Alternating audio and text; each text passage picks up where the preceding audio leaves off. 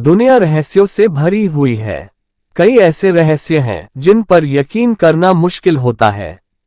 America का area 51 भी एक ऐसी जगह है जो लोगों को हैरान करती है। एरिया 51 में बेहद कड़ी सुरक्षा रहती है और किसी को यहां पर आने जाने की इजाजत नहीं है। कुछ कॉन्स्पिरेसी थ्योरी में चौंकाने वाले दावे किए जाते हैं।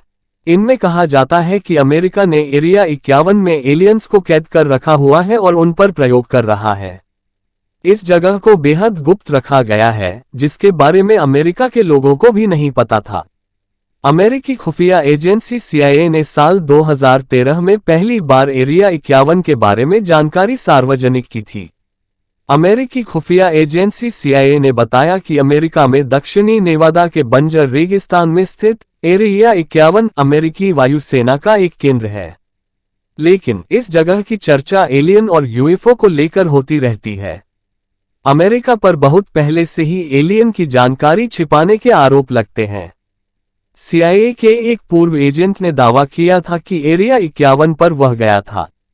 वहां पर उसने वास्तव में एलियंस को देखा था। इस शख्स ने पहले 1998 और इसके बाद 2013 में साक्षात्कार दिए थे।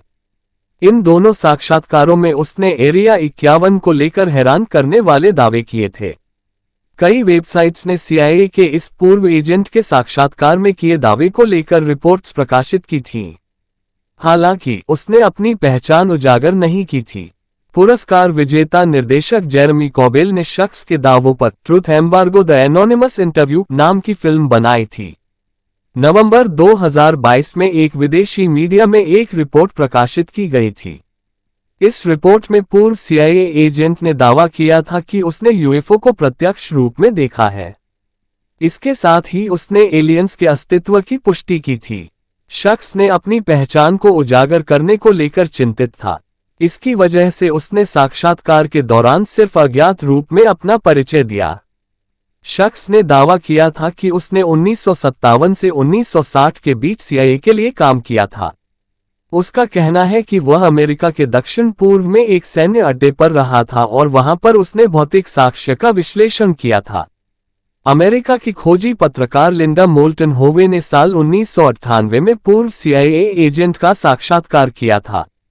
11 घंटे के ऑडियो टेप में उसे एजेंट केव पर के नाम से जाना गया। उसने गोपनीय रहस्यों को उजागर किया था। साक्षात्कार के बाद CIA ने कथित तौर पर उसे चेतावनी दी थी कि वह आगे से ऐसा न करे। लेकिन साल 2013 में उसे अपनी मौत का डर था, जिसकी वजह से उसने एक बार फिर साक्षात्कार दिया।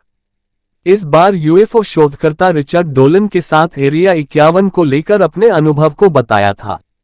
शख्स का दावा था कि कथित तौर पर अमेरिकी सरकार की तरफ से पाए और बरामद की गई चीजों को देखने के लिए उसे एरिया 51 ले जाया गया था।